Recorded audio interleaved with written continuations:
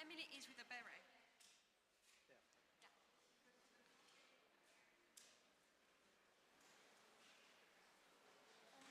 Stan, what do you need to do today? He's going to ask you a question. What do you need luggage to stand? It's with artillery. Yes.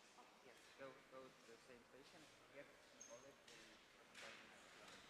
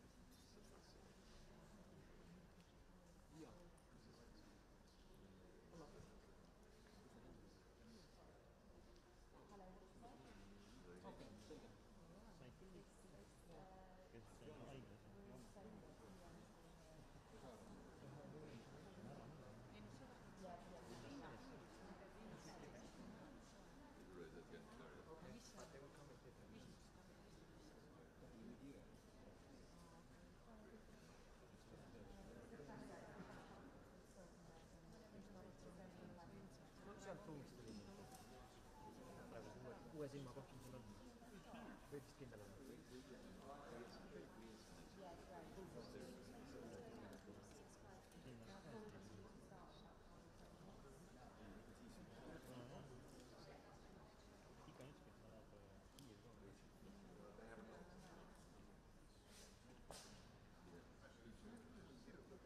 Raigo, võid ka maha istuda 15 minutit. Maha istuda, ma tahaks püsti tõsta. Kas su kaamera käib? No ei, ta ei ole laivis. Kuule, aga ma oleks pidanud seal olema. No sellepärast ongi 15 minutit. Aga ma oleks pidanud siin olema.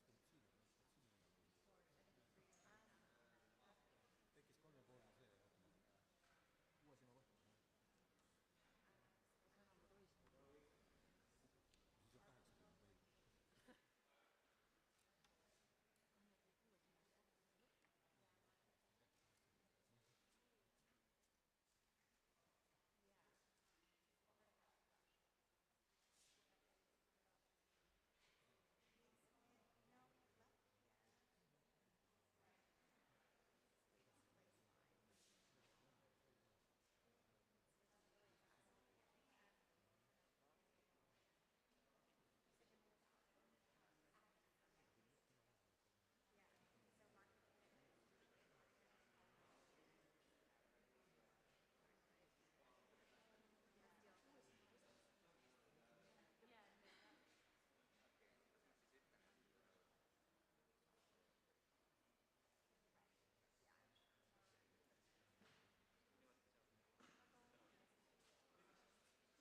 Ma palun korra tähelepanu, meil läheb umbes 10 minutit veel. There's gonna be another 10 minutes. Sorry.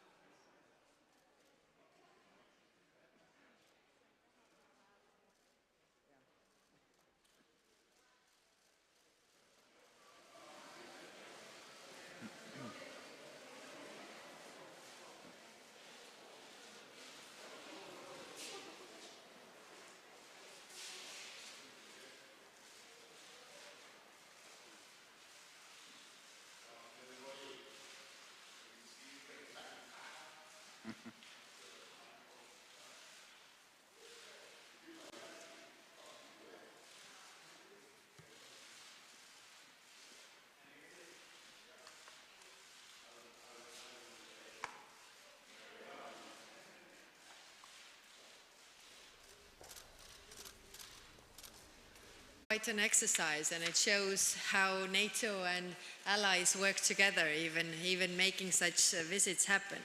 And it's my great pleasure to welcome you both in Estonia. I wish it could be under more pleasant circumstances. We are here because the security of Europe has changed dramatically. After a long and aggressive lead-up in Georgia, Crimea, Donbas, last week all the masks came off, and the whole world can now see. Putin has gone from an autocrat to an outright aggressor, and Russia from a difficult neighbor to a rogue state. Putin has unleashed 200,000 soldiers against a free and sovereign country. Their targets: hospitals, schools, kindergartens, innocent Ukrainian lives. And we, unfortunately, expect to witness even more horrors, including indiscriminate bombings. We mourn all the lives lost in Putin's war. We are also seeing dangerous neglect of nuclear safety by Russian troops. We have just learned Lukashenko's troops have also entered Ukraine. There is no doubt Belarus is a co-aggressor in this conflict. The whole international community must now stand up against the evil. Allies have been united against the aggression since the very beginning, and I'm very glad to say that. We have witnessed a fundamental change of policies across the democratic world, all in support of Ukraine and aimed in isolating the aggressor.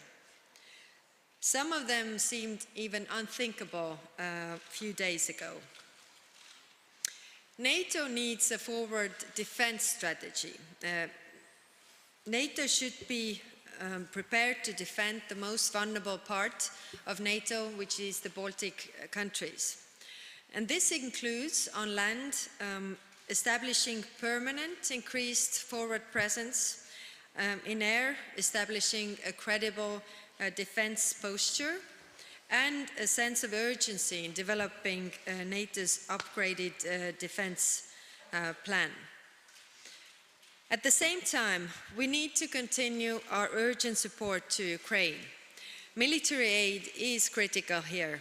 Estonia will continue with support as we provide significant military, financial, and humanitarian aid. We cannot stop until we have stopped Putin. This is what we simply must do for ending the brutal violence and destruction and for helping the brave people of Ukraine. And Ukraine should be given a very clear signal to join the EU. The security of Ukraine is the security of Europe. Although there is no direct military threat at our borders, NATO must take a leap now and adopt rapidly to the new security situation. We must move from forward presence to forward defense and from air policing to air defense. I welcome the decisions already taken to strengthen the defense here. We are today in Tapa, where we can witness the real collective efforts and commitment of NATO. I would like to thank the United Kingdom and all the allies who are already present here in Estonia and also sending additional troops to Baltic region. We must work together to help Ukraine and to strengthen our own defense. Thank you. Thank you. Prime Minister Boris Johnson, the floor is yours. Thank you very much. Well, thank you, Kaja. Thank you for your welcome. Great to see you, Jens, and great to be here again in Tapa, this very, very important mission. NATO is perhaps unique in the history of defensive alliances because it has stood for over 70 years, not for aggression, but for peace and stability. And during those years, the alliance has been tested many times in the Cold War, in the Balkans, in Afghanistan. This matters because the world has become a more dangerous and a more contested place. A few short days ago, we all stood witness to scenes we hoped we would never see again on the continent of Europe. A sovereign, democratic people fighting for their lives against a foe who wishes to subjugate them by force. As we realize the terrible extent of President Putin's ambitions, the world has been rightly united in praise for the valor and bravery of the Ukrainian people, led by President Volodymyr Zelensky.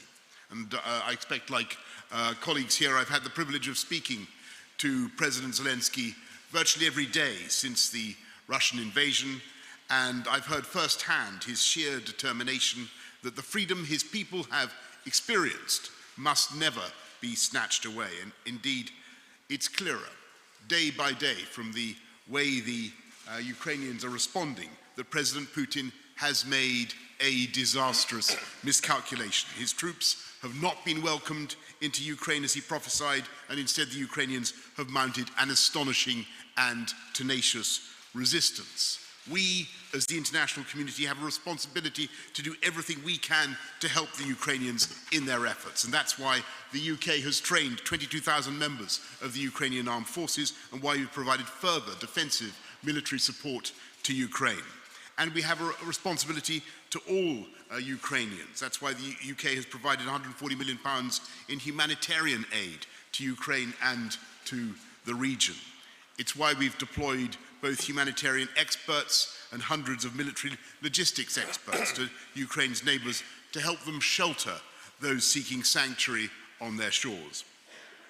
And it's why we've announced the first phase of a bespoke humanitarian route for the people of Ukraine to come to the UK. It's also why, alongside allies across the world, the UK has swiftly executed the biggest package of sanctions ever imposed against a G20 nation. And we've seen organisations from banks to oil companies to football leagues to singing competitions who've made it clear that Vladimir Putin and his regime must be isolated from the international community for his actions. As we support the people of Ukraine, we must also shore up our shared resilience, both to protect our people and our values. These are nothing more than defensive measures, which have been the essence of NATO for more than 70 years. And I want to be crystal clear, finally, on that point. We will not fight Russian forces in Ukraine, and our reinforcements, like these reinforcements here in Tapa, are firmly within the borders of NATO members, and they are profoundly the right thing to do. Thank you all very much. Thank you. Secretary General Stoltenberg, please. Prime Minister Kallas, Prime Minister Johnson, dear Kaya and dear Boris, it's great to be with you here at Tapa. It's great to be back, and we are here to meet the soldiers that are defending Estonia, our alliance and our values. These soldiers are keeping our nation safe and free, and we owe them a debt of gratitude. Thank you to Estonia for hosting our battle group so well and being such a staunch NATO ally. And let me also thank the United Kingdom and you, Boris, for leading this NATO multinational battle group here at the Tapa base in Estonia, and for doing so for the last 5 years. And also for doubling your contribution over the last few weeks with more British troops coming to Estonia. This really makes a huge difference and demonstrates NATO solidarity. We stand together in this time of crisis. The people of Ukraine are fighting bravely against the brutal and unprovoked Russian invasion. We utterly condemn the Kremlin's war.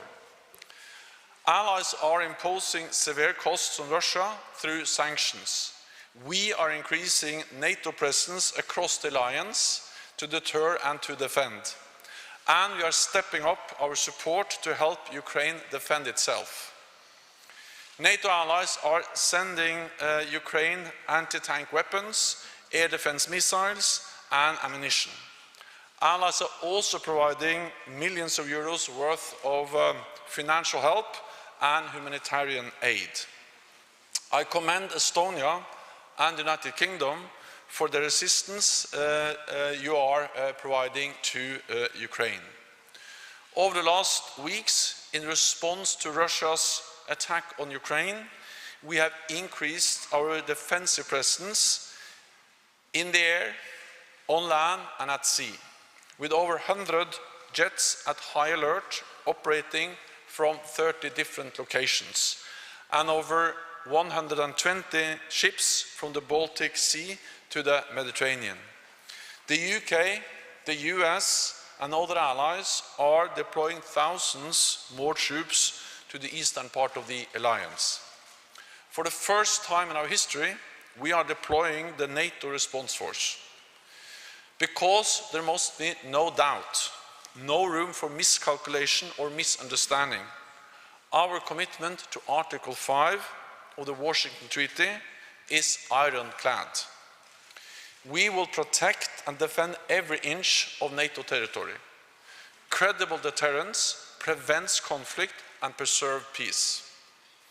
NATO is a defensive alliance. We do not seek conflict with Russia. Our message to President Putin is: stop the war pull out all your forces from Ukraine and engage in good faith in diplomatic efforts. The world stands with Ukraine in calling for peace. So, Kaya and Boris, it's great to be with you here again, and we stand together in the alliance, united in our condemnation of the Russian invasion of Ukraine. Thank you. We are now at your disposal for questions. Please state your name and media organization you are representing and to whom the question is addressed to. Please use microphone. My colleague will assist. Hello, I am Katrin Aarma from Estonian television. I have a question to Prime Minister Boris Johnson. Your country has supported volunteers who are ready to fight on the ground in Ukraine. What do you think, under which circumstances should NATO get directly involved in fighting in Ukraine? Well, thank you very much. And look, I'm going to be very clear about this because you're not quite right in what you say about supporting volunteers going to fight on the ground. The UK is not actively doing such a thing.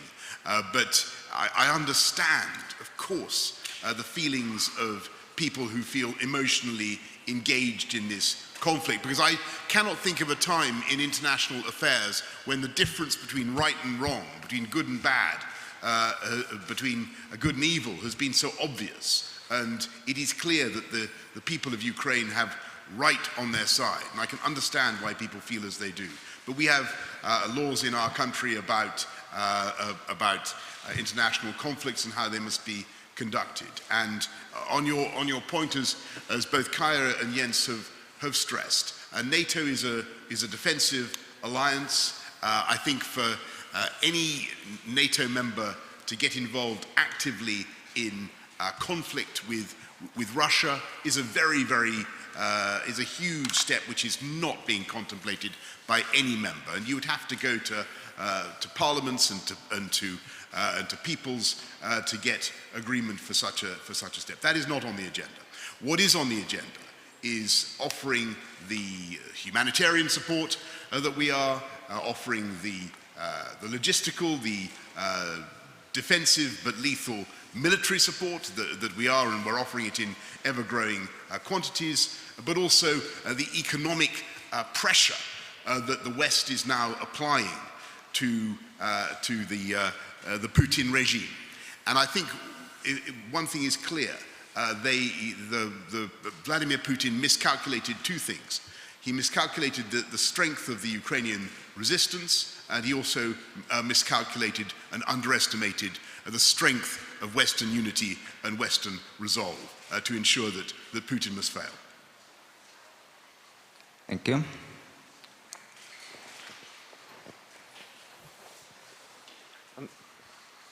Thank you. Raghi Omar on behalf of all British broadcasters. There's a question to all three of you, actually. Kharkiv city is under heavy bombardment. The capital, Kiev, is being surrounded and has a column of heavy armor stretching somewhere between 25 and 30 miles towards it. Do you think that given the tactics being deployed by Russian forces edging towards indiscriminate use of munitions in civilian areas, means that, given Russia's overwhelming superiority, that cities in Ukraine, including the capital, will inevitably fall? And then one specific one for you, Prime Minister Johnson. The UN Security Council is at the heart of the system of global peace and security. Britain, like Russia, is a permanent member. Do you think that you would support moves to suspend Russia from the UN Security Council? Okay, start. Yes, what we are seeing in Ukraine is really very horrifying to see what kind of steps they are taking and how they are, escalating this crisis. The question whether the cities will fall, I think we underestimate the Ukrainians' motivation and will to protect their cities. Of course, we also know that the forces are not really equal. So one is to really conquer the cities, and the other one is to keep keep those cities under control. So I think there's going to be a lot of resistance from Ukrainians, and this, even if, you know, temporarily Russia takes hold of the cities, it's still very hard to keep. And as there is no support from the Ukrainian side. So I think what we have seen, and all Ukrainians have really surprised everybody, is by their motivation to fight for their country, to fight for their freedom. I think the same would be here, because we have already lost our freedom once, and we don't want to lose it second time. So I think, you know, all the nation is up to defend their country and to take it back, even after, you know, building the resistance in the nation, really, to take those back. Yes, and just Raggy, on your point about what's happening in Kharkiv, it's absolutely sickening. And if it reminds me, if anything, if you remember the shelling of Sarajevo market by the Serbs, the shelling of innocent people in Bosnia, it has that feel to me of an atrocity committed deliberately against a civilian centre. And I think that coming to your second point, you know, within the UN structures, it's very difficult to move people without a vote, and clearly where you have a majority, where you have a veto in the Security Council, you can't. There's a paradox. We can't vote to change the rules without the agreement of the Russians. But what is happening is that I think that the great middle of the UN congregation, if you like, is starting to realise quite how horrific this is. And with every day that goes by, as they watch the heroism of the Ukrainian resistance, and they see what's happening in Ukraine, and they see episodes like the shelling, like the missile in Kharkiv, and the destruction of civilian populations, I think people's stomachs are being turned by what's happening, and they're seeing that it is necessary to stand up against Russian aggression, to support the Ukrainians, and to endorse our strategy, which is that President Putin must not be allowed to succeed. He must fail in Ukraine.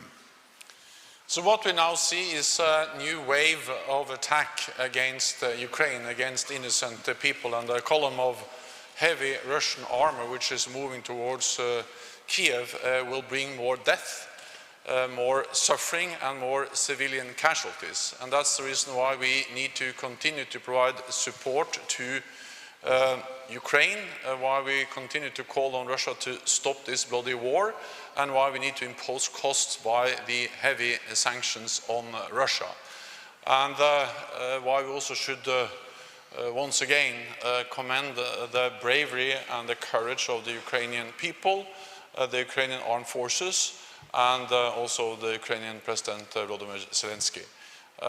This is horrifying, this is totally unacceptable, and it's a blatant violation of international law. Thank you. Alexander Bilak, Delphi News. Question to Boris Johnson. By the middle of the March, the UK will have sent here about 2,000 troops. That's definitely a big support for us. But what would have to happen, or what would be the trigger point for you to double it or triple it, or what's the limit? Well, thank you very much. We're very proud to be working here with our friends, with our French friends, with our Danish friends, and of course with our wonderful Estonian hosts. And I'm delighted that we're doubling it. It's a big commitment that we're making. I think that we'll always keep things under review. But what you can take it from me that our priority is the safety, the security of our friends and partners across the whole of the eastern frontier of NATO. And we're increasing our presence not just in Estonia, but in Poland, in the skies above Romania, in the eastern Mediterranean, in the Black Sea. The UK is beefing up our presence on NATO's eastern flank. And the message we need to get over, and I think we are, collectively, all of us, is that if Vladimir Putin thinks he's going to push NATO back by what he's doing, he's gravely mistaken. This will end up with a fortified and strengthened NATO on his western flank. He'll have more NATO, not less NATO. Thank you. Unfortunately, this is all the time we had. Thank you everyone for coming. This Danish television. I go on. Something tells me you'll have a brilliant question. But go on.